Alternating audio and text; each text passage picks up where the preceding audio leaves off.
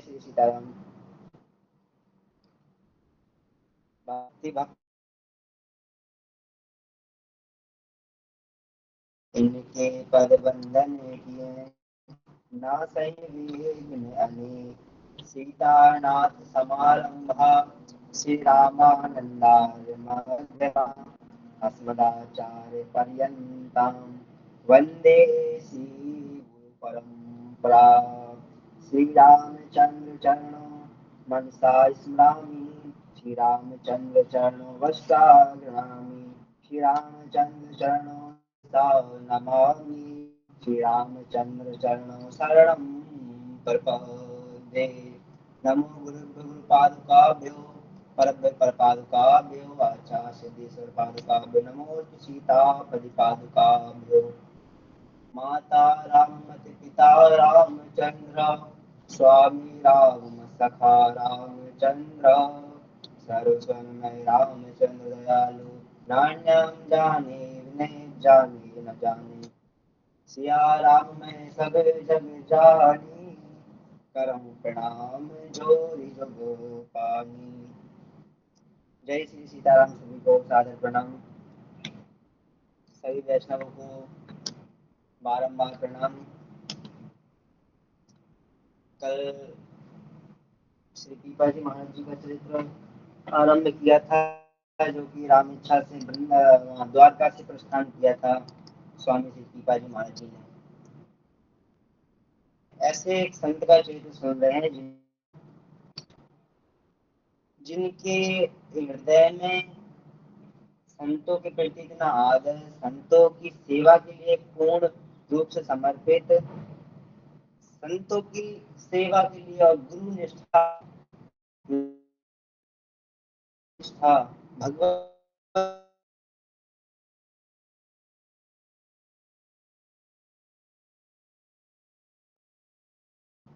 के पहले ही उन्होंने काफी समय तक संत सेवा, साधु सेवा, गुरु आज्ञा साधु सेवा की। अच्छा, ये हमने देखा जनों के सानिध्य में कि भगवत प्राप्त दो ही मार्ग है। हमारा अनुभव है, हमारा संतों के साथ जो अनुभव प्राप्त हुआ है, जो उनका जीवन से प्राप्त हुआ है, तो ये जैसे बड़े बड़े बंगले होते हैं जो घर, तो उसमें दो सीढ़ी होती है, इस तरह का सीढ़ी इस तरह की, लेकिन पहुंचना ऊपर ही होगा, लेकिन दो मार्ग होते जाने उसके, लेकिन पहुंचेंगे नहीं। तो भगवत प्राप्ति हमारे हिसाब से दो मार्ग हैं। या तो एकदम खूब जम करके नाम जाप करो, नाम जाप करो जितना, और या तो दूसरा मार्ग यह है कि संत और गुरु की सेवा में पूर्ण रूप से समर्पित होता है, मन धन सब से एकदम गुरु सेवा, संत सेवा, साधु सेवा में समर्पित हो जाओ। आधी रात में अगर किसी कार्य बस गुरु गुरु हो संत, बहुत आवश्यक है, बहुत आवश्यक है। और जितना फल प्राप्त होता है गुरु संतों की सेवा करने से, ध्यान दीजिएगा, जितना फल प्राप्त, पुण्य प्राप्त होता है संत गुरु की सेवा करने से, अपराध लगता है जब आज्ञा का पालन न, उनकी अवज्ञा। रामचरित मानस में आएगी, साधु अवज्ञा करने से जल गई, साधु संत की अवज्ञा करनी। तो ऐसे स्वामी जी कल द्वारका से उन्होंने प्रस्थान किया। स्वामी श्री पीपा जी महाराज जी ने स्वामी रामानंदाचार्य जी महाराज जी के शिष्य हुए। रामानंदाचार्य जी से प्रथम शिष्य हुए अनंतानंदाचार्य, भोगानंदाचार्य, गार्वानंदाचार्य, नरहरियानंदाचार्य, धनसुखानंद जी से द्वादश महाभागवत, जिससे एक से जितने भी एक से एक बड़े हैं, सभी की भक्ति सर्वोपरि सर्वश्रेष्ठ है। प्रथम हुए स्वामी जी के अनंतानंदाचार्य, महाराज जी, जैसे कि पिताजी महाराज जी 7वें नंबर द्वारका से प्रस्थान किया। द्वारका से प्रस्थान किया तो चीटर चीतरानी घर पे पधारे। कल तक अपन यहीं तक तो पहुंचे थे राम जी की इच्छा से। अभिषेक जी। हाँ हाँ, जी महाराज जी। यहीं तक पहुंचे थे। तो चीटर चीतरानी बड़े वैष्णव थे, संत सेवी थे। जैसा कि हमने कल बताया, उन्होंने साधु सा उन स्वामी जी की सेवा के लिए उन्होंने अंग का वस्त्र बेच दिया। उन्होंने अपने साधु संत की सेवा के लिए अपना अंग का वस्त्र बेच दिया। से फिर वहां ऐसी साधु सेवा कहाँ देखने मिली है। तो उसके बाद पिताजी और सीता सती जब हम यहाँ से दूसरे दिन प्रातः काल प्रस्थान करने लगे, तो सीता सती पिताजी महाराज जी से कहे कि स्वामी जी, ऐसे अच्छा साधु सेवा हमने भी की है, लेकिन ऐसी साधु संतों की सेवा, साधु संतों की सेवा के लिए अपने अंग के वस्त्र बेच देना, ये तो बड़े ही सर्वोपरि, इससे श्रेष्ठ कोई सेवा हो ही नहीं सकती संत गुरुजनों की। हमने हमने तो राज के सेवा, उन्होंने अपने अंग का सेवा, हमारे विचार हमारे मस्तिष्क में कभी आ ही नहीं सकता ऐसा भाव कि हम अंग का वस्त्र बेच के साधु संत की सेवा करें। चलते चलते ही आपस में बात कर रहे हैं। तो पीपा जी महाराज जी उनके हाँ में हाँ मिला के, हाँ ऐसी सेवा ना हमने कहीं सुनी है, नहीं पढ़ी है, नहीं देखी, ना आज देख ली, फिर मन कृतार्थ हो गया। पीपा जी महाराज जी से सीता सहचरी बोली की सेवा करना चाहती हूँ। तो पीपा बोले कि आप उनकी क्या सेवा करोगे। से जो इन्होंने सेवा की, ऐसी सेवा हम स्वप्न में सोच नहीं सकते। अपने अंग के वस्त्र बेच दिए, उनकी हम क्या ही सेवा करेंगे। उन जैसी तो हमारी मस्त, वहां जहां तक उन्होंने सेवा की वहां तक बुद्धि की गति ही नहीं जा पाएगी, मति की गति नहीं पहुंच पाएगी। आप बोले सेवा करेंगे। तो धन्य है सीता सहचरी। अब ये जो बात है राम इच्छा से उनके चरित्र में वर्णन आता है, इसे कोई अन्यथा ना ले और लिखित रूप से है। क्योंकि जितना आप लोग को पुण्य प्राप्त होगा, जितना लाभ मिलेगा इनका चरित्र सुनने से, यदि किंचित मात्र में दोष दृष्टि आई ना, तो बहुत बड़ा अपराध लगता है। आपको ये विशेष रूप से बता देते हैं। सीता से माता ने कहा पीपा जी से कि वस्त्र बेचे, मैं इनकी सेवा के लिए, क्योंकि वो निर्धन चीरा और चिरानी भक्त वैष्णव थे, निर्धन थे, उन्होंने हमारी सेवा के लिए अपने अंग के वस्त्र बेच दिए। मैं इनकी सेवा के लिए अपना अंग भी बेच दूंगी। मैं इनकी सेवा के लिए अपना अंग भी बेच दूंगी। मतलब मैं वैश्यावृत्ति करके भी इनकी सेवा करूंगी। अब देखो इतनी इतनी बड़ी सोच, यहाँ तक हमारी बुद्धि जा सकती है। धन्य सीता सहचरी, इनके मन में ऐसा भाव आया कि उन भक्तों की सेवा के लिए वो अपना अंग बेचने के लिए तैयार है, वैश्यावृत्ति करने के लिए तैयार है। पीपा जी महाराज जी से कहा कि हम चलते हैं, हम जा रहे हैं वैश्यावृत्ति करने के लिए, उससे जो धन प्राप्त होगा हम उससे उनकी सेवा करेंगे। जब पढ़ते हैं ऐसा चरित्र तो बड़ा ही मन में भाव आता है कि ऐसी साधु संतों के प्रति समर्पण का काश हमारे जीवन में किंचित मात्र भी आ जाए। जैसे सीता सहचरी जो पीपा जी महाराज,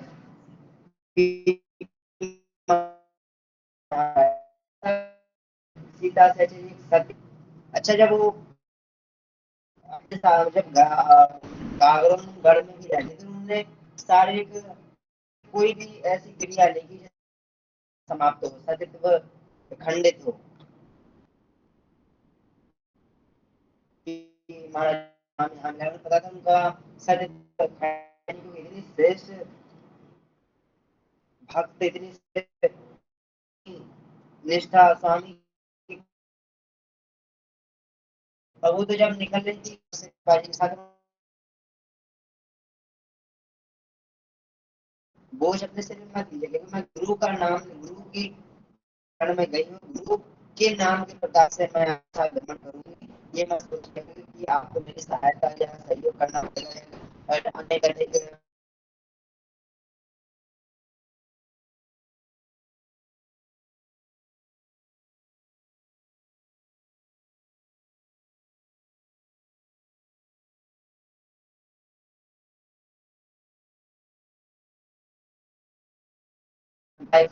आगे बढ़ेंगे, मेरी सहायता हो जाएगी।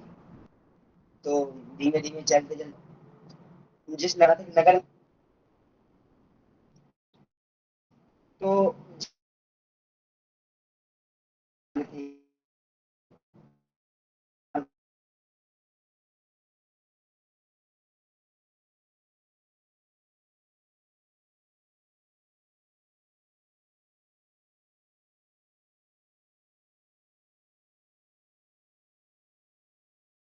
महाराज जी चलते गए,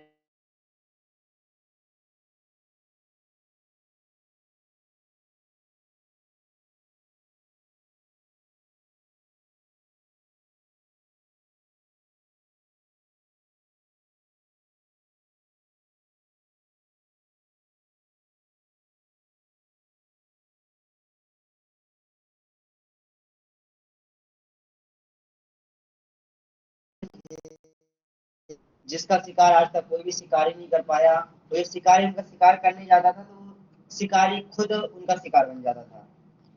उनके चरित्र में आता है पीपा जी महाराज जी से लिखते हैं भावा नाभादास जी महाराज जी लिखते हैं प्रताप जगवार नाहर नाहर यानी सिंह को जिन्होंने उपदेश दिया, उस मार्ग में एक बड़ा ही हिंसक सिंह मिला, उस मार्ग में रहता था सिंह, लेकिन जब उस मार्ग से जाने लगे पीपाजी की ओर, तो जैसे नहीं होता वो चौकी रहती है फॉरेस्ट, जैसे अभी भी फॉरेस्ट वो डिपार्टमेंट रहते ना, तो वहाँ पे एक चौकी थी नगर की तरफ से, तो वहाँ पे जो चौकीदार थे, दो चौकीदार थे, उन्होंने मना किया कि महात्मन आप इस मार्ग से मत जाइए, ये बड़ा बीहड़ मार्ग है, बीहड़ जंगल वन वाला मार्ग है, और यहाँ पे हिंसक एक सिंह रहता है जो कि कई लोगों का शिकार कर चुका है, और आप कृपया करके मेरा निवेदन स्वीकार कीजिए, आप इस मार्ग से मत जाइए। पीपा जी ने कहा कि हमको थोड़ी जल्दी जाना है, अगर हम उस मार्ग से जाएंगे तो बड़ा विलम्ब हो जाएगा और हमको समय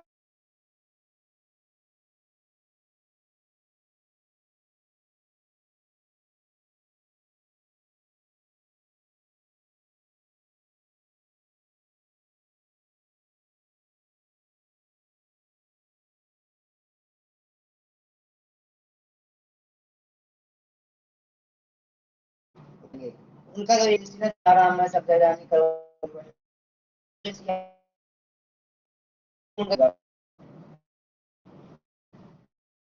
किसी की सुनते हुए वो राम जी की बाजी सीधा से श्री जन्म के पीछे पीछे तो दोनों चौकीदार साथ साथ चलने लगे, चौकीदार चलने लगे तो थोड़े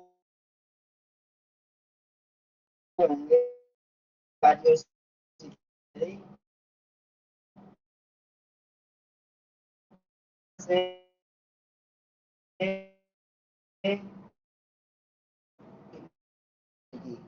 चौकीदार के कहीं को कोई खतरा ना हो जाए, और बाजी को भी नहीं पता था कि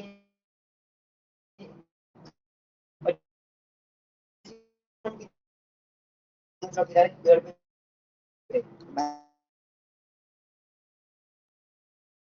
पीपा जी थोड़ा सा और आगे गए, पीपा जी सीधा से चलिए आगे बढ़े तो सिंह आया, बाहर निकल के आया, और उनके सामने एकदम भोजन रखा था, एकदम ताजा भोजन।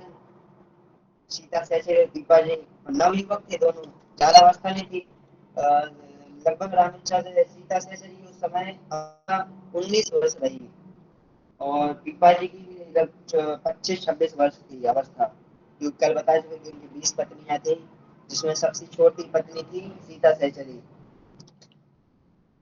सिंह बाहर आया और सीता सहचरी पीपा जी को देख करके, स्वामी जी को देख करके दहाड़ने लगा।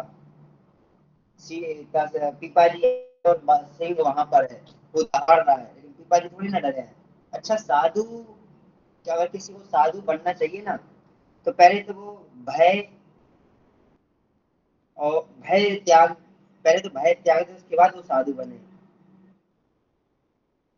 और आशा त्याग दे, भैया हम आशा एक राम जी से, दूसरी आशा छोड़ दे, केवल आशा राम जी से रखे और संसार से आस ना रखे, केवल राम जी से आस रखे, एक चीज। और दूसरी चीज, जब साधु बने या भगवत मार्ग का पथिक बने, तो भय पहले त्याग दे, क्योंकि भगवत मार्ग में भय की कोई जगह ही नहीं है, कोई स्थान रिक्त नहीं है भय के लिए। सीधा से चलिए, जब पीपा जी के सामने सिंह, जब थोड़ा और आगे बढ़े, सिंह सामने आया, वो दहाड़ पीपा जी महाराज वहां खड़े हो गए, और दोनों चौकीदार वहां देख रहे हैं, पीछे पेड़ वृक्ष पे चढ़ के दहाड़े वो घबराए नहीं, डरे नहीं स्वामी जी। और दो तीन बार तो स्वामी जी डरे नहीं, फिर एक बार मतलब एकदम से झपट्टा मारने के लिए वो सिंह आया आगे के लिए, तो पीपा जी महाराज जी ने उनके नाम की गर्जना की। जैसे वो बोल रहा है अपनी ले आवाज में दहाड़े, वो स्वामी जी बोले सीताराम, और जोर से वो दहाड़े शेर, जैसे आक्रमण करने के लिए जैसे दो कदम ना, तो और वो दहाड़ते हुए पीछे बढ़ रहा था, दो कदम पीछे बढ़ता है और आक्रमण करता है। और पीपा जी महाराज जी वैसे ही दो कदम पीछे बढ़ के शेर की जय हो कर रहे हैं। तो जैसे ही वो आया, वैसे ही पीपा जी महाराज जी ने कहा अपनी गर्जना के साथ, होगा जैसे आपने हमारे रामायण परंपरा में आरती के बाद गर्जना होती है ना, तो बोला पीपा जी महाराज बोले छे तारना महाराज की जय। ये जैसे ही गर्जना सुनी पीपा उस सिंह ने, सिंह तो एकदम मानो एकदम अहिंसक सिंह बन गया, वो बहुत बहुत बड़ा हिंसक सिंह सिंह था वो। लेकिन जैसे ही इतनी जोरदार गर्जना सुनी, वो सिंह तो एकदम परम अहिंसक बन गया। उस जैसा अहिंसक तो शायद कोई सिंह हो। शिवाजी महाराज जी ने कहा बेटा तुम आम सिंह के बच्चे हो, मतलब आप साधारण सिंह के बच्चे हो, और हम रामानंद सिंह के बच्चे हैं। किसके? रामानंद सिंह के बच्चे। अरे तो हमको डराने चले हो? आप बड़े कि हम बड़े? खैर हमारा तो कोई प्रताप प्रभाव नहीं है, लेकिन हमारे ऊपर किसका हाथ है? रामानंद सिंह का। यानी कि रामानंद नाम सिंह यानी शेर, कि आप साधारण शेर के बच्चे हो, हम राम के बच्चे हैं। ये बात कहते हुए फिर पिपाजी महाराज जी ने उस सिंह को अल्लाह का जन्म याद दिलाया।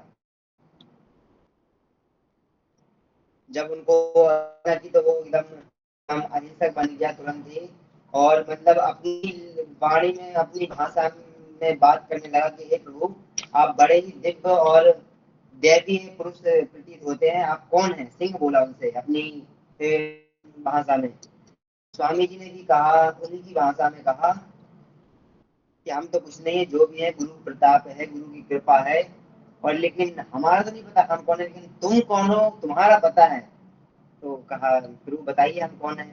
तो कहा कि इस बार आप मृगराज बने हो, इस जन्म में आप मृगराज। मृगराज यानी कि सिंह, मतलब जंगल के राजा, और मृगराज यानी जानवरों के, शेरों के राजा हो इस बार आप। और आपका जो पूर्व जन्म था, अगले जन्म में भी आप एक नगर के राजा थे।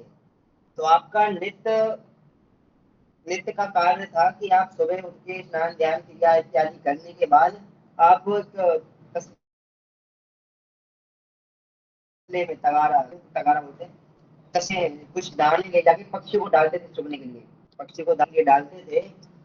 तो उस जहाँ पे दाना डालते थे उसके पास ही, थोड़े से पास में ही एक महात्मा जी रोज नित्य भजन करते थे वहां पे। उनका भजन करने का समय होता था, और आपका पंछियों को वो दाने जान पूछकर उन महात्मा जो भजन करते थे उनके सिर पे डाल देते थे, फेंक देते थे इस तरह। तो उनके सिर पे गिरते थे ना दाने, तो जो कुछ पक्षी थे, पक्षी जाके उनकी सिर पे उन दाने को चुगते थे और उनको चोंच मारते थे। तो उनको चोंच मारते थे तो आपको बड़ी ही प्रसन्नता होती थी, आपको बड़ा ही आनंद आता था। ये चोंच मारते थे महात्मा कष्ट में, आपको बड़ा ही आनंद आता था। पीपा पीपा जी महाराज जी ने उनके पूर्व जन्म की बात बता रहे हैं। तो कहा उसी के, जो आपके आपसे ये संत अपराध बना हुआ है, उसी के प्रताप से आपको ये योनि जो है सिंह की योनि मिली है और एक हिंसक जीव की योनि मिली है। एक तो आपने संत के प्रति अपराध किया, संत के प्रति अपराध किया, तो उसके फल स्वरूप आपको सिंह की योनि मिली है, हिंसक पशु की योनि मिली है।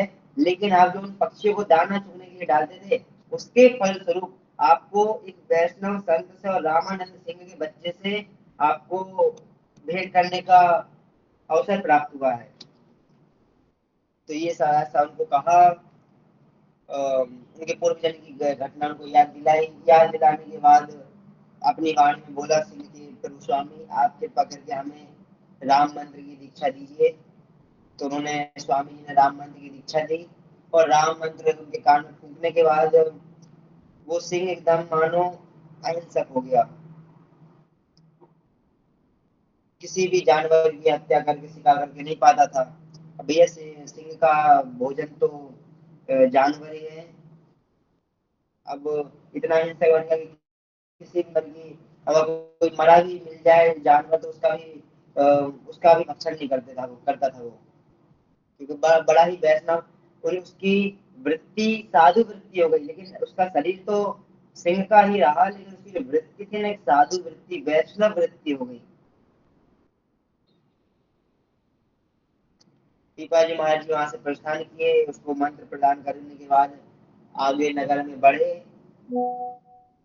आगे नगर में बढ़े तो वहां पे जिस नगर में उनको वैश्यावृत्ति करने के लिए जाना था, और वहां पे सीता सहचरी और जो पीपा जी थे, जो पहले तो साधु वेश में थे, तो साधु वेश की जगह उन्होंने आम व्यक्ति का वेश रखा। और सीता सहचरी एक वृक्ष के नीचे जाके बैठ गई, जहाँ पे ये सब बाजार लगता था, वैश्यालय का बाजार लगता था, वहां पे जाके बैठ गई। अच्छा, इस बात इसने निवेदन कर दिया सबके श्री चरण में कि इस बात को समाज की दृष्टि, जो समाज के भोग होते हैं उस दृष्टि से इस चीज को बिल्कुल भी न सोचे, क्योंकि सीता सहचरी इतनी सिद्ध सिद्ध सती थी कि जिनके हृदय में वासना, काम वासना किंचित मात्र भी नहीं थी। ये मत सोचना कि उनको ऐसा ऐसा कुछ नहीं, क्योंकि बड़ा अपराध लगेगा। निवेदन कर रहे हैं, ऐसे चरित्र आ जाते हैं जिसके लिए हमको निवेदन करना पड़ता है। सीता सहचरी आगे पहुंची, वहां पे बैठी, तो वहां पे एकदम हल्ला सा मचा दिया कि भैया, अब जहाँ पे जिस जगह पे जाके बैठेंगे तो लोग समझ जाएंगे कि किस लिए आए हैं। और वो बैठी वैसे, जहाँ पे वैसे बैठी वहां पे जाके बैठे। जैसे नहीं होता है, लोग मजदूर लोग जाके बैठ जाते हैं, और लोग पता होता है कि ये मजदूर चौक है, यहाँ पे मजदूर मिलेंगे हमको, तो वहां पे बैठ गई। अच्छा, मैंने पहले कहा कि सीता सहचरी 19 वर्ष की थी, युवती थी, बड़े ही सौंदर्य थी, बड़ी ही सौंदर्य थी। 19 वर्ष की थी अभी शिवाजी महाराज जी। तो जो काम वासना वाले व्यक्ति थे, उनके मन में तो अजीब अजीब से भाव चल रहे थे सीता सहचरी के प्रति। सीता सहचरी के प्रति अजीब अजीब से भाव चल रहे थे, लेकिन वहां पे जो कुछ भगवत अनुरागी थे वैष्णव, उन्होंने तो सीता सहचरी को मात्र सीता सहचरी के चरण को देख करके एकदम कृतार्थ हो गए, मानो कि परम लोक की उन्होंने प्राप्ति कर, सच्चिदानंद के दर्शन करके चरण देख कर, जो वैष्णव जन भक्त जन भक्तानुराग रामत पति थे, जो उनके चरणों को देखकर ही अपने जीवन को कृतार्थ समझ रहे थे। सीता ब्राजी, तो वही की जो काम वासना से पीड़ित व्यक्ति थे, तो वो तो अजीब अजीब से अपने मन में ख्याल ला रहे थे। लेकिन अब देखो, सीता सहचरी आई कहाँ से थी? सीता सहचरी और पीपा जी आए थे द्वारका से, द्वारका से। अब श्री कृष्ण के दर्शन करके आए हो, श्री कृष्ण के 7 दिन रह करके आए हो, तो क्या आपको लगता है कि श्री कृष्ण के साथ इतना बड़ा आयुष होने देंगे? जब द्वारका से वो समुद्र से बाहर निकले, द्वारका में आए हो, द्वार तो मूल द्वारका से जब बाहर निकले श्री पीपाजी और सीता सहचरी, तो जो जिन भक्तों ने उनका वहां पे अगवानी की, जहाँ पे उन्होंने जिन भक्तों ने स्वागत किया द्वारका में, तो श्री कृष्ण ने वहीं से एक भक्त को वहां पे भेज दिया, एक भक्त को भेज दिया सीता सहचरी के पास। तो श्री कृष्ण से ये देखा नहीं गया कि मानव की संत सेवा की मन में इच्छा जगी इतनी विकट, लेकिन ऐसा नहीं कि अपना अंग बेच दो। तो ऐसा भक्त पहुंचा कि सीता सहचरी के पास में, सीता सहचरी को देख करके एकदम साष्टांग दंडवत प्रणाम किया कि जय हो श्री सीता सहचरी भैया की, जय हो पीपाजी महाराज जी की, जय हो पीपाजी माँ जी की, जय हो सीता सहचरी की, ये गर्जना करते हुए ये जयकारा लगाते हुए उनके चरणों में गिरे एकदम दंडवत करके। अब लोग तो समझ ही, जो बैठे भक्तजन थे तो समझ ये साधारण पुरुष नहीं है, दिव्य पुरुष है, सच्चिदानंद स्वरूप है लग रहे हैं हमको तो। लेकिन जो ये बात सुनकर जो काम वासना से पीड़ित व्यक्ति थे ना, कामी, वो व्यक्ति मन ही मन बड़े ही लज्जित हुए, हरि राम राम, इतने सिद्ध पुरुष के प्रति हम ऐसी अपनी ऐसा विचार कर रहे थे, हम तो चुल्लू में पानी में डूब कर मर जाए, ऐसा भाव आया उनके मन में। लेकिन हाँ, फिर उनसे पूछा ग्रामवासियों ने कि आप इतने सिद्ध हैं, आप अपने आप की भक्ति की सीमा इतनी आगे पहुंच चुकी है, लेकिन आप ऐसा कृत्य कर रहे थे। फिर उन्होंने कहा, फिर उन्होंने बताया अपनी मजबूरी की, ऐसी ऐसी है कि भक्त चीदड़ चीदड़ानी है, उनके सेवा है तो उन्होंने हमारे सेवा के लिए अपने अंग के वस्त्र बेच दिए। तो हमने कहा यदि उन्होंने हमारी सेवा के लिए अंग के वस्त्र बेच दिए तो हम उनकी सेवा के लिए अपने अपना अंग ही बेच देंगे। जय हो। अपना अंग ही बेच देंगे। तो फिर लोगों ने कहा नहीं, अब आप तो आपका फिर जो वहाँ पे वैष्णव जन थे उनका अगवानी की, उनकी पधरावनी, चरण वगैरह प्रक्षालन किए, उनका स्वागत किया। और फिर ये बात सुन के जितने भी नगरवासी ग्रामवासी थे सभी ने मिल करके सीता सहचरी और महाराज जी के लिए कुछ धन इकट्ठा किया, कुछ धन कुछ अनाज अपने अपने अनुसार गांव से जिसकी जितने सामर्थ्यता थी सामर्थ्य अनुसार सब इकट्ठी की और सीता सहचरी पीपा जी को समर्पित की। और फिर वही सामग्री श्री पीपा जी और सीता सहचरी ने वहां से चीदड़ चिड़ानी यहाँ पहुंचा, कम से आगे चल के अच्छे से साधु संत वैष्णव जनों की भक्तों की सेवा कर सके। फिर वहां से आगे बढ़े सीता सहचरी पीपा जी, तो बड़े तो चलते चलते चलते चलते अपने नियम वगैरह करके चलते चलते दोपहर हो गई। और दोपहर हो गई तो वो एक वृक्ष के जाके नीचे जाके बैठ गए और उन्होंने थोड़ा विश्राम किया। और विश्राम किया, धूप का समय जब धूप का समय होता है, भयंकर धूप का समय, और वृक्ष के नीचे की एकदम शीतल छाया मिल जाए, ये लगता है महाराज वहीं पे बैठ जाओ। अगर बैठ गए देखिए आराम, तो वहां पे नींद आ जाए वो तो एकदम निश्चित ही है। वो स्वाभाविक है कि इतनी शीतल छाया में नींद आ जाएगी, स्वाभाविक है। तो पीपा जी हमारे सीता से वहां पे बैठे, सीता तो वहां पे बैठ के पीपा जी महाराज जी को निद्रा आ गई, निद्रा आ गई। तो पास ही वहां से थोड़े दूर ही एक वो मुसलमान लोग रहते हैं, उसको क्या बोलते हैं, वो कब्र टाइप में रहता है, नहीं नहीं कब्र नहीं, दरगाह, वो तो कौन, पैगंबर। तो वहां पे एक पैगंबर की मस्जिद थी, दरगाह था पैगंबर का। और जब शीतल पीपा जी महाराज तो शहर में चले गए थे इतने शीतल हवा देख करके। और जो दरगाह थी वहां पर एक सेवा में एक, उसमें भी है उस सेवा में अभी वहां पर एक स्त्री थी जो कि वो बड़ी सुंदर सुंदर थी, सुंदर स्त्री थी, मुस्लिम समाज से थी वो, और बड़ी सुंदर थी। तो उस नगर के जो राजा थे, बादशाह थे, क्योंकि जिस जहां पर उन्होंने वैसे भी दी थी उस नगर से, उस क्षेत्र से तो बहुत आगे चले गए थे वो। जिस नगर में पहुंचे तो वहां के जो बादशाह थे उन्होंने पांच सेनाओं को भेजा वहां पे कि जाओ जो दरगाह है वहां पर एक स्त्री है, बड़ी सुंदर है, उसको हमारे लिए हमारे पक्ष में लाइए, कैसे भी साम दाम दंड भेद किसी भी प्रकार से उस पास लाइए। तो बादशाह की आज्ञा मान करके पांचों पठान नाम है जो पट मुस्लिम में होते ना पठान समाज, पांच पठान की आज्ञा करके बादशाह की उस स्त्री को ले जाने के लिए ले लिए। तो फिर उन्होंने अपनी बात स्पष्ट की कि हमारे बादशाह ने आपको बुलाया है, आप चलिए।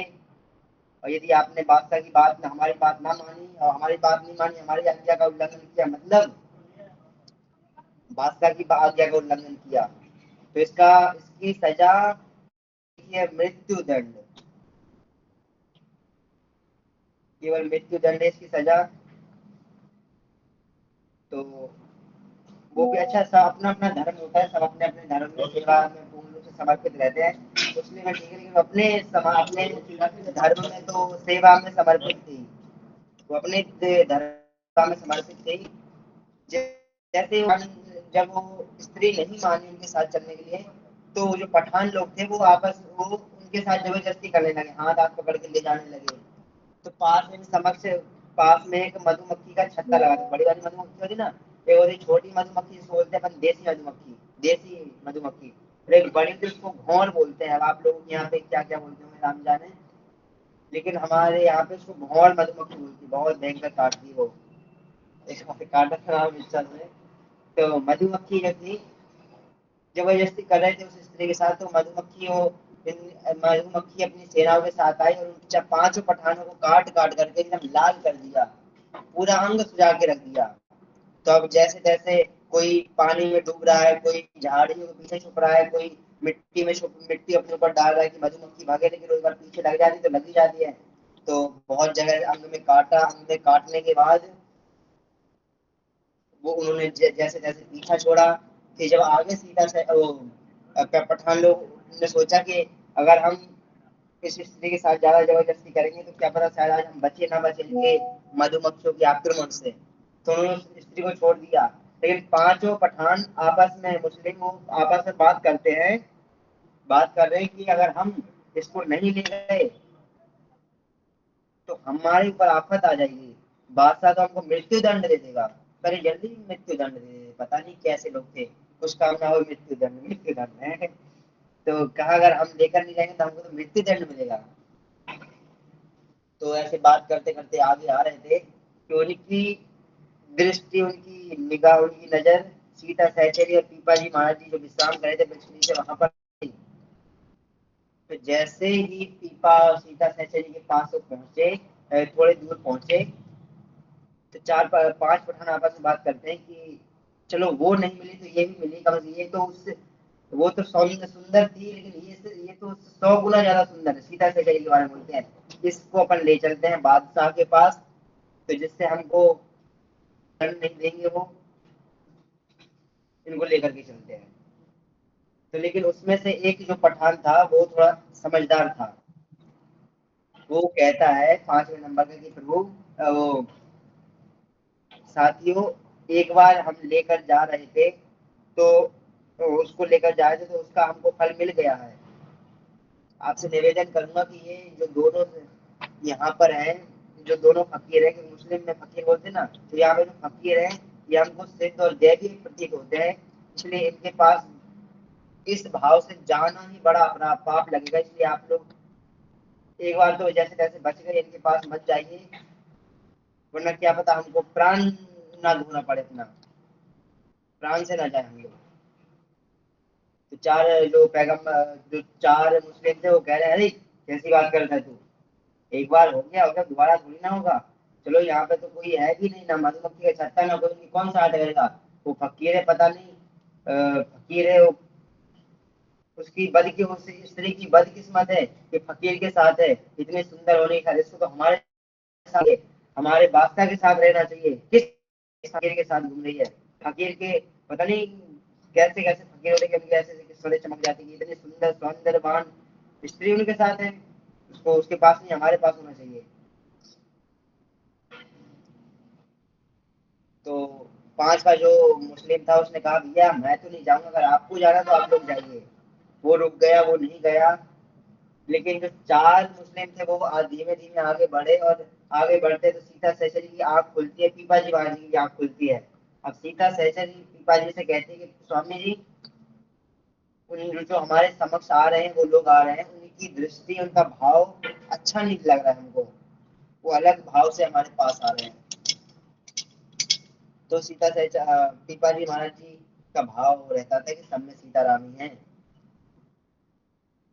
तो सीता उन्होंने कहा कि स्वामी जी आप चिंता मत कीजिए, वो हमारी परीक्षा लेने के लिए आया होता है, वो 4 लोग हैं, लक्ष्मण, भरत और शत्रुघ्न ही आए होंगे दर्शन देने के लिए, हमारी परीक्षा लेने के लिए। आप ऐसा मत सोचिए कि अ, वो आपके प्रति ऐसा भाव रखेंगे, और यदि आपके प्रति ऐसा भाव रखेंगे भी वो, तो उनको भगवान दंड दे ही देंगे। यद्यपि वो भगवान ना हुए, यद्यपि वो राम जी के बाद तीनों भाई और राम जी ना हुए, तो भगवान उनको दंड अवश्य देंगे। लेकिन हमको तो यही लगता है कि हमारी परीक्षा लेने के लिए आ रहे हैं। ये बात कहते हुए पिताजी महाराज जी समाधि में चले गए, नेत्र बंद करके समाधि में चले गए, भजन समाधि में। पहले शयन समाधि में थे, उसके बाद भजन समाधि में गए। और जैसे सीता सहचरी के पास वो बढ़े, सीता सहचरी जब भी अपनी लाज के लिए, लाज बचाने के लिए थोड़ा आगे को बढ़ी कि भैया यहाँ से आगे जाए, तो धीमे धीमे कदम से सीता सहचरी आगे बढ़ने लगी। याद रखना, एक जो मुस्लिम था वो आगे नहीं आया, वो उसने बोल दिया तुम लोग को मरना तुम जाओ, मैं तो नहीं जाऊंगा आप लोग के साथ, तुम लोगों के साथ। सीता सहचरी अपनी लाज बचाने के लिए थोड़ा आगे बढ़ी, तो पीछे पीछे से आने लगे। जब उन्हें जब कोई ठिकाना नहीं, उन्हें लगा कि अब यहाँ पे कोई रक्षा नहीं करेगा, तो उन्होंने गुरुदेव को पुकारा, गुरुदेव भगवान को। नेत्र बंद, थोड़ा आगे पहुंच गए मैदान में, नेत्र बंद किए। नेत्र बंद करने के बाद श्री गुरु महाराज जी को पुकारा, राम जी से रक्षा की कि राम राघव, राम राघव, राम राघव राक्षमा, राम राघव, राम राघव, राम राघव राक्षमा, कृष्ण केशव, कृष्ण केशव, कृष्ण केशव पाहि मां, राम राघव, राम राघव, राम राघव रक्ष मां, कृष्ण केशव, कृष्ण केशव, कृष्ण केशव पाहि मां, राम राघव, राम राघव, राम राघव रक्ष मां, कृष्ण केशव, कृष्ण केशव, कृष्ण केशव पाहि। नेत्र बंद करके कह रही हो, राम राघव, राम राघव, राम राघव रक्ष मां, कृष्ण केशव, कृष्ण केशव, कृष्ण केशव पाहि मां। जिस प्रकार भगवान को, गुरुदेव भगवान को इस प्रकार पुकारा, राम जी को, कृष्ण जी को इस प्रकार पुकारा, नेत्र बंद करते हुए, और सामने से कुछ दूरी पे वो जो पांचवा मुस्लिम था वहां पर देख रहा है। और देखते ही देखते जो समक्ष में एक वृक्ष था, उस वृक्ष से मानो एक हुआ, और सिंह प्रकट हुआ। और सिंह भी एकदम अद्भुत सिंह था, जिसका आधा शरीर मनुष्य का था और आधा शरीर सिंह का था। वो ऐसा विकराल भयंकर क्रोध में वो सिंह प्रकट हुआ वहां से, और प्रकट होते हुए चारों जो चार मुस्लिम गलत दृष्टि से सीता सहचरी की ओर आगे बढ़ रहे थे, काम वासना से पीड़ित वो थे, पास के पास ले जाना चाहते थे उन चारों लोगों को। सीता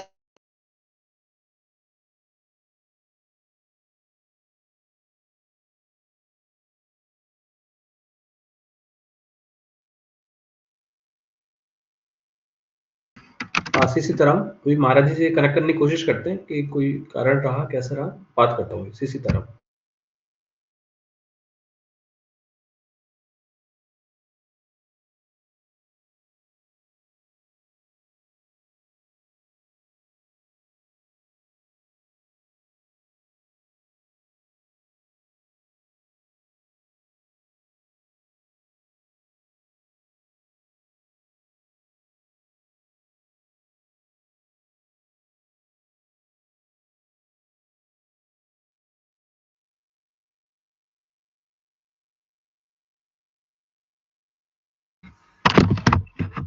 सीताराम, शायद नेटवर्क इशू की वजह से महाराज जी जुड़ नहीं पा रहे हैं बराबर, और फिर भी दास प्रयास कर रहा है।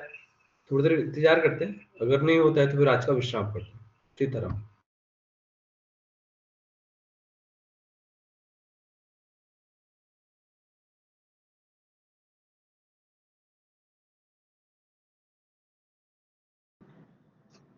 सीता ने जिस प्रकार उन्होंने पुकारा और उस एक वृक्ष से जिस प्रकार सिंह प्रकट हुए नरसिंह भगवान के स्वरूप में, जो चारों लोगों की जो दृष्टि सीता सहचरी के प्रति अलग दृष्टि थी, उन चारों को मानो इस तरह जैसे नरसिंह भगवान ने खंबे से प्रकट होकर के हृदय हृदय कश्यप को फाड़ के रख दिया, उसी प्रकार उन चार लोगों को फाड़ कर रख दिया।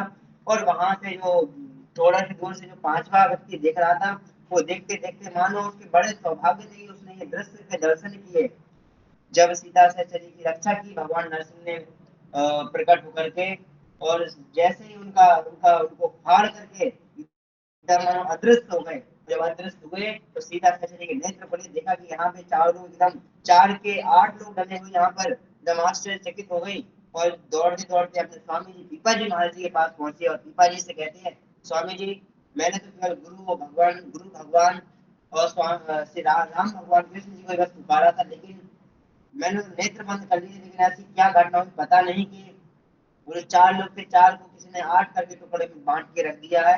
और वहां से जो 5वां व्यक्ति सुन रहा था दूर खड़े होकर के, उस 5वें व्यक्ति ने आकर बताया कि आप लोग कौन हो, कृपया करके हमें बताइए, क्योंकि आपके साथ जो घटना हुई है ना ही स्वामी जी ने देखी ना ही आपने, मैंने एक वृक्ष के पीछे खड़े होकर के देखी है।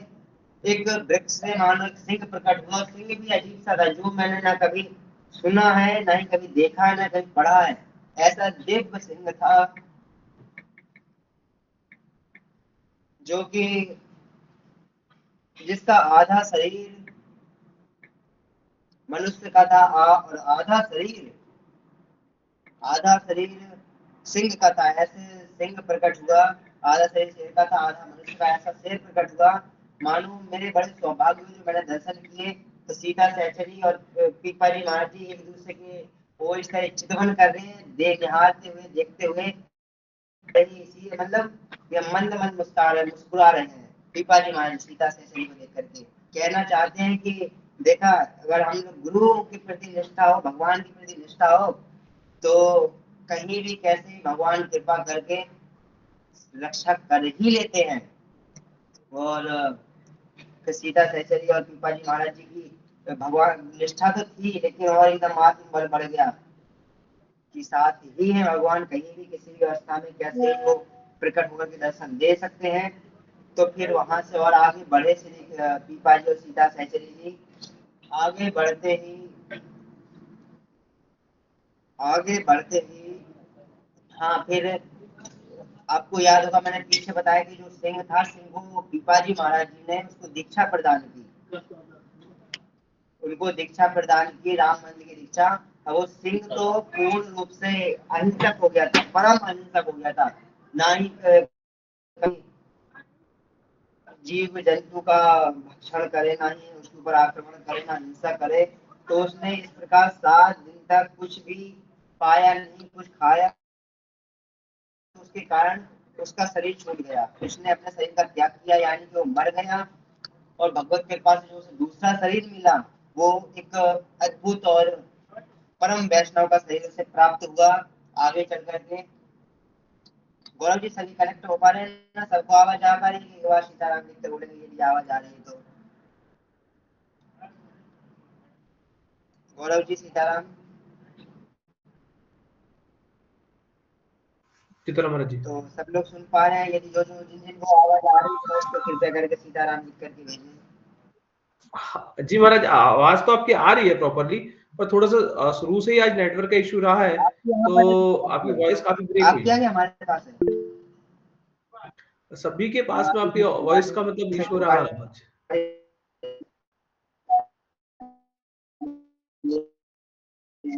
जी इसी के तो अच्छे से पाठी जी, फिर कृपा है आपकी फिर तो। वैसे महाराज जी शुरू से ही आज रहा ही, बीच में 1-2 मैसेज आए हमें, जी जी। वॉइस थोड़ा सा रहा। भी चलिए ठीक है महाराज जी वॉइस। थोड़ा सा और आगे का थोड़ा सा बस 10 मिनट और सुना देते हैं। हाँ हाँ, जी जी जी महाराज जी, जी जी कृपा। थोड़ा कुछ उनको बुलाई थोड़ा देर से। हाँ, संदीप वर्मा जी को आ रही है, बड़ी अद्भुत बात है, आ रही है। बड़ा मेहनत लगा हुआ उसमें, बड़ा मेहनत लगा हुआ उसमें। हाँ, गिरा देती है।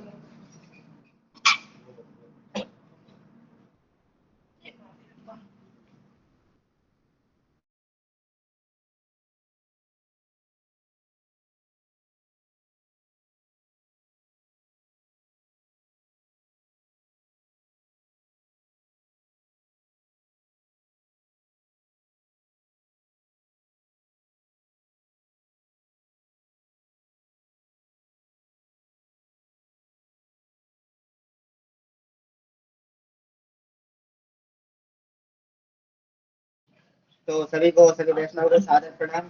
तो हम कह रहे थे कि तो हम थे कि हाँ, तो जो सिंह था इसको राम मंदिर प्रदान किया था, उस सिंह ने 7 दिन तक उसने कोई किसी भी जी 7 दिन जब उसने कुछ नहीं पाया तो उसने अपने शरीर का त्याग किया, और शरीर का त्याग करने का जो तो अगले जन्म में अपने गुरु से दूसरा जन्म योनि प्राप्त हुई, एक साधु और परम भक्तिवान वैष्णव की उसे योनि प्राप्त हुई, जो कि जिसके हृदय में नाम के प्रति निष्ठा, गुरु के प्रति निष्ठा, संत के प्रति निष्ठा बड़ी प्रबल हुई।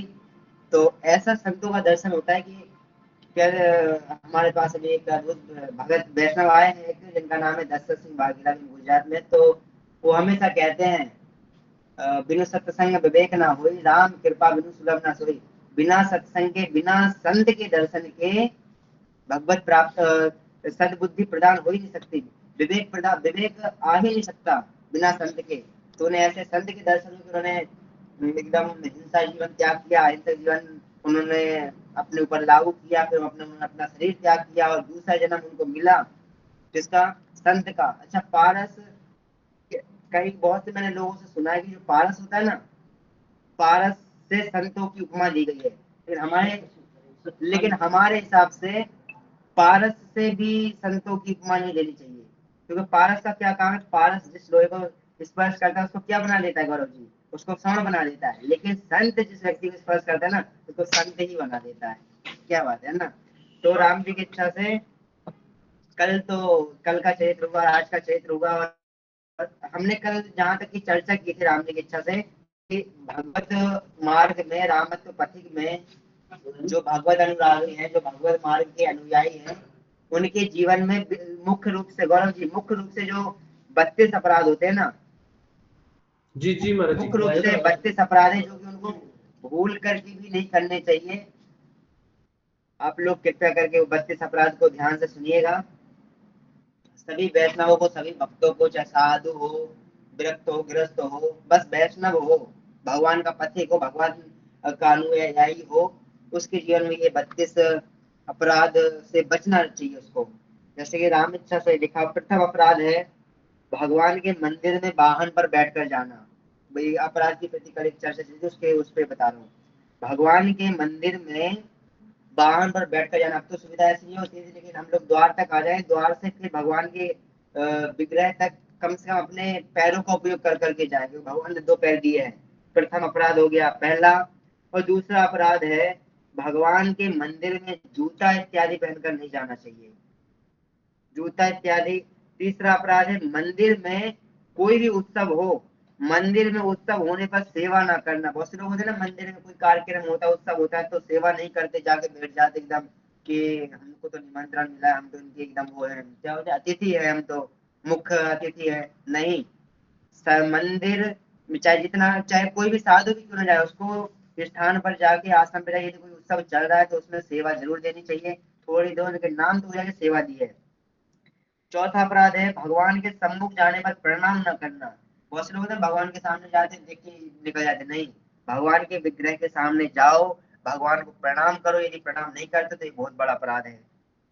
मंदिर में जूठे मुख जाना, मंदिर में, मंदिर से मतलब जहां तक कि मंदिर में भी ना जाना चाहिए जूठे मुख, आश्रम में भी नहीं, संभवतः लोग चले जाते हैं तो, लेकिन गर्भगृह जो है ना, कभी भी जूठे मुख नहीं जाना चाहिए। आजकल लोग बहुत से वो गुटखा वगैरह खा के जाते हैं, वो कुल्ला भी नहीं करते। हमारे यहाँ तो ये है कि यदि कुछ खाया तो 16-18 कुल्ले करने के बाद ही हम लोग कुछ क्रिया करेंगे। अगर कुछ खा पान भी किया है, हमने कुछ खाया पिया तो पहले 18 कुल्ला करेंगे, तभी हम शुद्ध होंगे। तो जहां तक कि गर्भगृह में जूठे मुख नहीं जाना चाहिए, भगवान के सन्मुख। और अपवित्रता पूर्वक भगवत दर्शन नहीं, यदि हमारी स्थिति अपवित्र है, यदि हम किसी ऐसी अवस्था में है जिसमें हम पूर्ण रूप से अपवित्र है, तो उस स्थिति में हमें भगवत दर्शन नहीं करना चाहिए। भगवत स्मरण कर सकते हैं, भाव कुहावाना के आलस नाम जपत मंगल जिसे दसों। आप भगवान का स्मरण किसी भी स्थिति में, किसी भी अवस्था में कर सकते हैं, लेकिन दर्शन अपवित्र अवस्था में नहीं करना चाहिए। 7वां अपराध है एक हाथ से, पर कुछ लोग होते हैं ना, अरे भगवान बस ठीक है, और ये अपराध है, भगवान को एक हाथ से प्रणाम नहीं, दो भगवान ने दो हाथ दिए, सही सलामत है, दोनों हाथों से प्रणाम करो भगवान को। सातवां अपराध हुआ, एक अपराध एक हाथ से प्रणाम नहीं करनी। आठवां अपराध है भगवान के शयन कर भगवान के शयन करते समय प्रदक्षिणा नहीं करनी चाहिए। लोग मंदिर ही बंद होते तो परिक्रमा करते रहते, नहीं, प्रदक्षिणा भगवान का यदि शयन है, कपाट बंद है, तो भगवान की प्रदक्षिणा नहीं करनी चाहिए। कब करते हैं अपन प्रदक्षिणा? जब व्यक्ति कोई मर जाता है तब करते हैं। भगवान का भगवान तो भगवान है, और उनके ऊपर ये शब्द उपयोग भी नहीं करना कि भगवान मरते नहीं है। वो तो उनकी क्या कहना है, हरि व्यापक सर्वत्र समाना, हरि व्यापक सर्वत्र समाना, तो हर जगह व्याप्त है। तो यदि भगवान शयन कर रहे हो तो उस समय भगवान की गर्भगृह की प्रदक्षिणा प्रदक्षिणा नहीं करनी चाहिए। नौवां अपराध है भगवान के विग्रह मूर्ति के सम्मुख पैर फैलाकर बैठ जाना। बहुत से लोग होते हैं कि पैर फैला के सामने की ओर बैठ जाते, एकदम पैर ऐसे फैला करके, ऐसे पंजे भगवान के सम्मुख करते। कुछ अवस्था बैठने लायक नहीं होते, जो बैठ नहीं पाते हैं, जिनको चेयर की आवश्यकता होती है, कुर्सी की, तो वो नहीं बैठ पाते, तो जबरदस्ती करके नीचे बैठते, तो ऐसे पैर फैला के बैठते हैं। भले तुम थोड़ा ऊपर बैठ जाओ, मतलब चेयर पे बैठो, लेकिन भगवान के सामने पैर फैला करके नहीं बैठना चाहिए। और जहां तक कि पूरे मंदिर परिसर में ही पैर फैला करके नहीं बैठना चाहिए। भगवत विग्रह के सन्मुख ऊंचे आसन पर नहीं बैठना चाहिए। यदि भगवान नीचे आसन पे हैं, यहाँ पर आप ऐसे बैठ जाओ, नहीं। अब हम भी हमेशा से यात्रा में कभी भी ऐसी स्थिति होती है, देखो भगवान है, हमारे ठाकुर जी हैं, अपने राम जी यहाँ बैठे हैं, देखो इतने नीचे, और हमारे ठाकुर जी शालिग्राम राघव सरकार यहाँ बैठे, तो हमेशा भगवान को अपने आसन से ऊपर ही उनको स्थान देना चाहिए। तीसरा 11वां अपराध है, पहला 10वां तो हो गया भगवत विग्रह के सन्मुख ऊंचे आसन पर नहीं बैठना चाहिए। 11वां अपराध है भगवान के सामने शयन नहीं करना चाहिए। भगवान के मंदिर में जाके, गर्भगृह में जाके सोना नहीं चाहिए, शयन नहीं करना चाहिए। ये मान के चलो आप यहाँ भी बैठे हो, तो सामने विग्रह दिख रहा है दूर, तो भी देख करके शयन नहीं करना चाहिए। 12वां है कि भगवान के सम्मुख मिथ्या भाषण नहीं करना चाहिए। भगवान के सामने मंदिर में, आश्रम में, पवित्र तीर्थ स्थल पर जाकर के, मंदिर आश्रम में नहीं, किसी भी आप तीर्थ पवित्र स्थल पर जाइए, तीर्थ पर, तो वहां पे मिथ्या भाषण नहीं करना चाहिए, अर्थात झूठ नहीं बोलना चाहिए। बड़े बड़े लोग लंबी लंबी फेंकते हैं कि भैया हमारा ये है, हमारा वो है, ये वो, नहीं, मिथ्या भाषण नहीं करना चाहिए, बड़ा अपराध लगता है। 12वां हो गया। 13वां अपराध है भगवान के सामने जोर से चिल्लाना नहीं चाहिए। बहुत से लोग एकदम भगवान के सामने, यानी विग्रह के सामने जोर से नहीं चिल्लाना चाहिए, क्योंकि यदि हम चिल्लाते हैं ना कहीं अपन भूल चूक से हमारे मुख के थूक के छिट्टे भगवान के सामने पहुंच जाते हैं, तो बड़ा अपराध लगता है। और पता है गौरव जी, हमारे साधु समाज में तो ऐसा भी है कि रसोई घर में भी जब भोजन प्रसाद सिद्ध करते हैं हम लोग, तो वहां पर भी हम लोग बोल चाल नहीं करते, वहां पे भी हम लोग जो भी बात करना बाहर जाके, रसोई घर के बाहर जाकर बात करो जो भी करना है। ऐसा साधु संतों में आज भी है। त्यागी लोग होते हैं, डांट देते हैं, वो तो चिमटा दिखाते हैं, यहाँ चिल्ला चल बाहर, साधु साधु में करे थे। इसलिए बहुत साधु संतों के बड़े कठोर नियम है। तो ना विग्रह के सामने चिल्लाना चाहिए, और जहां तक कि रसोई घर में भी आपस में बात नहीं करना चाहिए, क्योंकि भूल चूक अगर थूक के छिट्टे हमारे मुख के छींटे गए प्रसाद वगैरह, वही प्रसाद हमको भगवान को समर्पित करना है, तो यम वस्तु गोविंदम, भगवान को समर्पित करना, और उसमें बड़ा अपराध लगेगा। 14वां अपराध है परस्पर में बकवास करना। यानी कि यदि आप भगवान के अनुयायी हो, भगवत मार्ग के पथिक हो, तो आपस में, मतलब दो गुरु भाई या दो वैष्णव जन को आपस में बेफजूल की बात नहीं, प्रपंची बात नहीं करना चाहिए, बकवास नहीं करना चाहिए, लड़ाई झगड़ा नहीं करना चाहिए। ये अपराध है चौथा 14 नंबर का। 15 नंबर का अपराध है कि भगवान विग्रह के सामने या मंदिर परिसर में, तीर्थ क्षेत्र में, या किसी आश्रम में रोना नहीं चाहिए। ठीक है, रोना दो प्रकार होता है। रोना यानी सामाजिक संसार के दुखों को भगवान को सुना सुना के रोना, ऐसे नहीं रोना चाहिए। यदि रोना है, जो भाव से जो अश्रु प्रकट हो, भाव विभोर अश्रु, वो रोना नहीं होता, वो भाव से भगवान से बात करना, वो बात करने का इशारा है। लेकिन भगवान संसार के चोचले सुनाओ, प्रपंच सुनाओ, भगवान हमारे साथ ऐसा हित हो गया, आपने ऐसा किया, ऐसा, ये सुना सुना कर रोना बड़ा अपराध है। ध्यान सुनिएगा, भगवत विग्रह के सामने किसी को आशीर्वाद देना, भले हम संत हैं, लेकिन भगवान विग्रह के सामने किसी को आशीर्वाद देना बहुत बड़ा अपराध है। कोई भी जितना बड़ा सिद्ध पुरुष क्यों ना हो, भगवान के सन्मुख गर्भगृह के सामने या विग्रह के सामने आशीर्वाद देना अपराध है, संत हो या गृहस्थ हो, कोई भी हो। भगवत विग्रह के सामने किसी को डांटना, किसी को चिल्लाना, यदि कोई किसी से अपराध हो जाए तो किसी को डांटना भी अपराध है, किसी को चिल्लाना भी अपराध है, और भगवान के सामने आशीर्वाद देना भी अपराध है। और भगवान के सामने किसी को आशीर्वाद, किसी को ज्ञान देना भी अपराध है। किसी को अगर हम ज्ञान दे कि नहीं ऐसा नहीं ऐसा नहीं, भगवान बैठे वो सद्बुद्धि देंगे, आपको ज्ञान देना तो विग्रह से थोड़ा दूर जाके ज्ञान दीजिए। ये बहुत अद्भुत है, राम इच्छा से श्री सीता सहचर्य और पीपा जी महाराज जी के दर्शन होने अद्भुत है। और हाँ, 18 नंबर का अपराध है कि लोगों में क्रूर भावना, आपस में किसी की निंदा न करना। ये अगर आपस में किसी की निंदा कर रहे हैं भगवत अनुरागी तो वैष्णव जन, तो बड़ा अपराध है। विग्रह के सामने पर निंदा करना, हाँ विग्रह के सामने पर निंदा करना भी बहुत बड़ा अपराध है। किसी की निंदा नहीं करनी चाहिए कि वो ऐसा फलाना ठिकाना नहीं, ऐसा है तो क्या करना, अपने भजन से मतलब है, भजन करो। और 20वां अपराध है विग्रह के सामने कम्बल से, किसी भी वस्त्र से पूरा शरीर ढक करके जाना। विग्रह या मंदिर, तीर्थ क्षेत्र परिक्रमा में बहुत बड़ा अपराध है। शरीर का कुछ ना कुछ अंग दिखना चाहिए, जैसे हाथ भी इतने दिखने चाहिए, पैर भी, मुख भी। बहुत से लोग एकदम ओढ़ के जाते हैं, ओढ़ के नहीं, ये बहुत बड़ा अपराध है। अगर तीर्थ क्षेत्र में या गर्भगृह मंदिर में यदि आपका वस्त्र अंग नहीं दिख रहा है तो ठीक है। विग्रह के सामने पर स्तुति करना, देखो भगवान विग्रह के सामने किसी की निंदा करना भी अपराध है। भगवान की विग्रह के सामने पर स्तुति, किसी की बड़ाई करना, प्रशंसा करना भी बड़ा अपराध है, बहुत बड़ा भयंकर घोर अपराध है, इससे बचें। और भगवान विग्रह मंदिर तीर्थ क्षेत्र परिकर में अश्लील भाषण करना भी बहुत बड़ा अपराध है। अश्लील भाषण मतलब उल्टे सीधे बातचीत करना, जैसे कि काम भाव वाले बात करना, ये बहुत बड़ा अपराध है। मंदिर क्षेत्र परिकर में, तीर्थ क्षेत्र में, आश्रम में किसी भी महिला या किसी भी बहू बेटी बहन को गलत निगाह से, गलत दृष्टि से देखना, अपनी दृष्टि को अशुद्ध कर, अपवित्र करके देखना बहुत बड़ा अपराध है, जिसके लिए भगवान कभी भी आपको क्षमा नहीं कर सकते। विग्रह के सामने विग्रह के सामने अपान वायु छोड़ना भी बहुत बड़ा अपराध है। अपान वायु समझ रहे होंगे आप, अपान वायु का त्याग करना, छोड़ना विग्रह के सामने, मंदिर गर्भगृह में बहुत बड़ा अपराध है।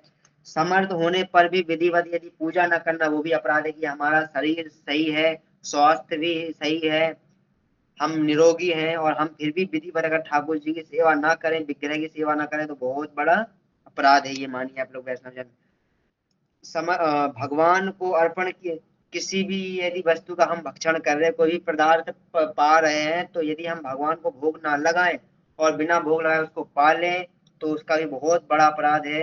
यदि हमारे सन्मुख भगवान है तो भोग तो लगाना चाहिए, यदि नहीं भी है तो हम लोग ध्यान, जैसे थाली आई सामने या कोई भी प्रसाद आया तो हम लोग बोले राम कहे, हम लोग संत लोग बोलते हैं, कहते हैं ना, जैसे सम्मुख विग्रह नहीं तो बोलते राम कहे सुख उपजे, सिया कहे दुख जाए, महिमा महाप्रसाद की पाव भोग लगाए, जय श्री तारामना महाराज की जय।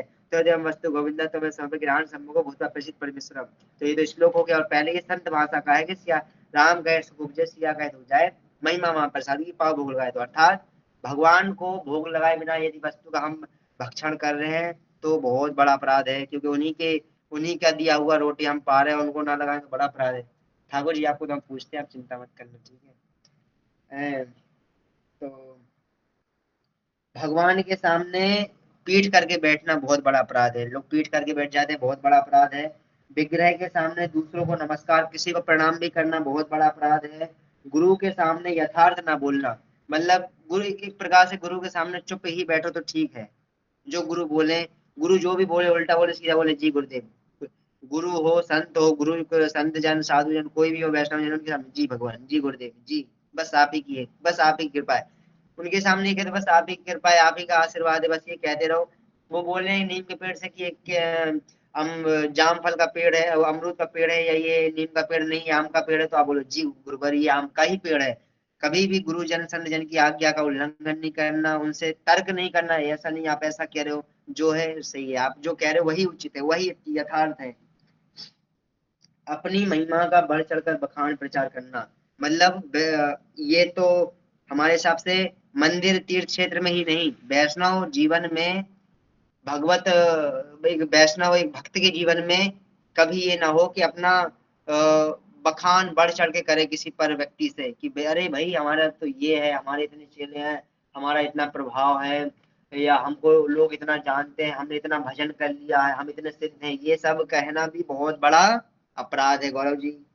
और देवता, और दूसरी बात क्या है कि देवताओं की निंदा करना बहुत बड़ा अपराध है, बहुत बड़ा अपराध है किसी भी देवताओं की निंदा करना। हाँ, देवता की निंदा तो नहीं कर सकते, कभी कभार हो जाती है, क्योंकि ऐसा होता है ना कि अपन अपने आराध्य, अपने इष्ट की बात करते करते हम भूल जाते हैं कि कोई और भी है।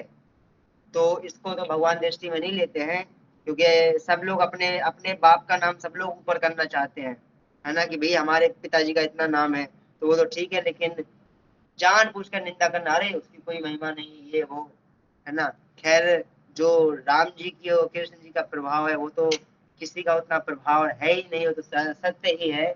जैसे कल आराम में पीपा जी के क्षेत्र में हमने आपको बताया कि माँ काली में भी, मतलब भवानी में भी इतनी सामर्थ्य नहीं कि वो मोक्ष, मुक्ति प्रदान, मुक्ति दे सके पीपा जी को। तो जब मुक्ति नहीं दे सकी, तो उसके कारण पीपा जी महाराज जी श्री रामानंदाचार्य जी महाराज जी के शरण में गए। तो आप सभी वैष्णव जनों को मैंने भगवत कृपा से, उनकी प्रेरणा से आपको वैष्णव भगवत मार्ग में 32 होने वाले घोर अपराध हैं जो कि मैंने आपको बताए, और विशेष रूप से इन अपराधों से बचे तो बड़ी ही कृपा है ठाकुर जी की। और इसमें सब अपराध है, सबकी इच्छा में सबको भगवान एक बार नजरअंदाज कर दे, लेकिन याद रखना, आप चाहे जितना भजन के, हाँ, जितने अपराध है ना, हम लोग भजन के प्रताप से, प्रभाव से इन अपराधों को कम कर सकते हैं। इन अपराधों को एकदम, जो भी इसका अपराध का फल मिलेगा, पाप लगेगा, उसका पाप खंडित हो जाएगा, पाप नहीं लगेगा यदि हम ज्यादा भजन करें।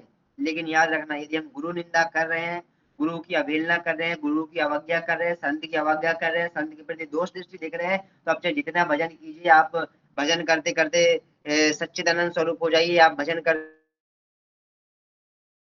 करते संत से सच्चिदानंद बन जाइए। लेकिन यदि गुरु संत की है, संत का, ये अपराध कभी भी क्षमा नहीं है। तो राम से आज नाहर, पीपा नाहर को उपदेश दियो, कि नाहर को सिंह को उपदेश दियो, किस चरित्र सुनाया सिंह को पीपा जी महाराज जी ने।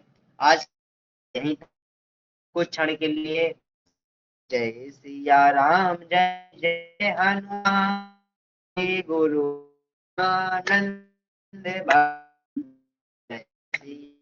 जय जय हनुमान, श्री गुरु रामानंद भगवान। सभी लोग अनम्यूट करके ये थोड़ा सा, जय सिया राम, जय हनुमान, जय रामानंद भगवान, जय जय सिया, जय जय हनुमान, श्री गुरुनानंद भगवान, जय जय सिया राम, जय हनुमान, गुरु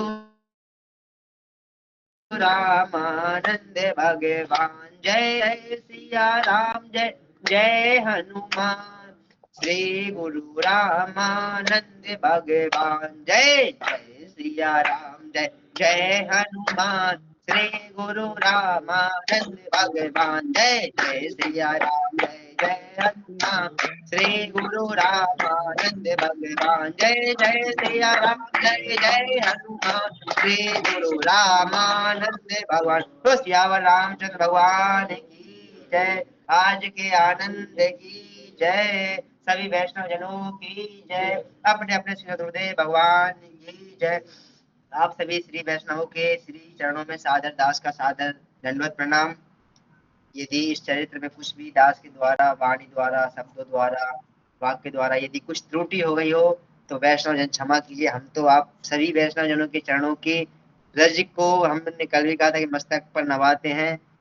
कहते हैं, लिखा है, संत से भी यदि कोई वैष्णव मिल जाए ना, तो ये लगता है कि हमको भगवान ही मिल गए। जितनी प्रसन्नता भगवान मिलने पर नहीं होती ना, उससे कई ज्यादा प्रसन्नता होती है वैष्णव को, वैष्णव के दर्शन करने। और ऐसे वैष्णव जिनके मस्तक पे रामानंदी ऊर्ध्व पुण्य तिलक विराजमान हो, उनके दर्शन करो। मतलब जितनी सच बता रहे हैं गौरव जी आपको, सभी वैष्णव जनों को, कि जितनी प्रसन्नता भगवान मिलने से ना होगी ना, उतनी प्रसन्नता वैष्णव जनों के दर्शन से, संत जनों के दर्शन से, भक्त जनों के दर्शन से, भगवान के अनुयायियों के दर्शन करने से उतनी प्रसन्नता होती है। यदि भूलवश जो भी त्रुटि हुई हो तो क्षमा कीजिए।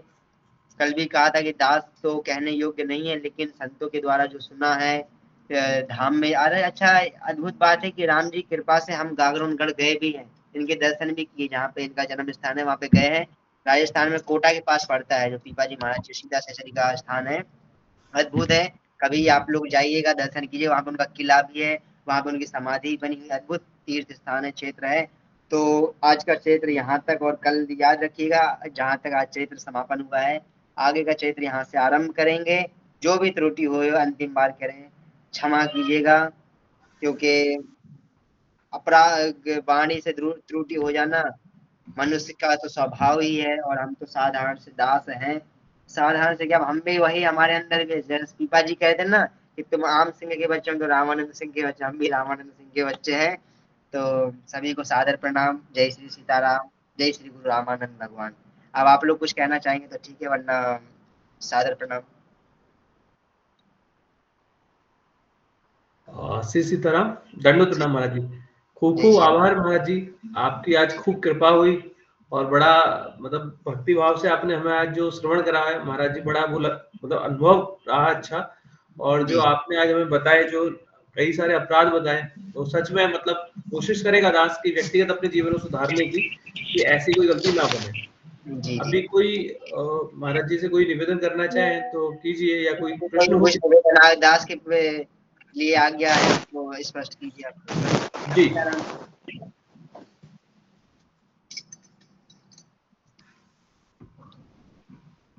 गुरुदेव भगवान, जय सीताराम। जय श्री सीताराम। कहाँ से महाराज आप? कुशीनगर से, उत्तर प्रदेश। कुशीनगर, अद्भुत। जी, क्या सेवा करें? गुरुजी कृपा करें, हमारी मति सही रहे। बस ठाकुर जी कृपा करें कि हमेशा मति तो ठीक है, लेकिन गति ठीक रहे। ठाकुर जी की गति हमेशा, मति भगवान में लगी रहे, और जब मति भगवान में लगी रहेगी तो मति स्वतः ठीक ही रहेगी। मति की गति भगवान की प्रति आकर्षित हो, बस भगवान से प्रार्थना करेंगे। आप सभी संत भगवान के चरणों में प्रणाम हूँ हमेशा, जीवन भर। आपको सदा ही जय हो। और कोई कुछ,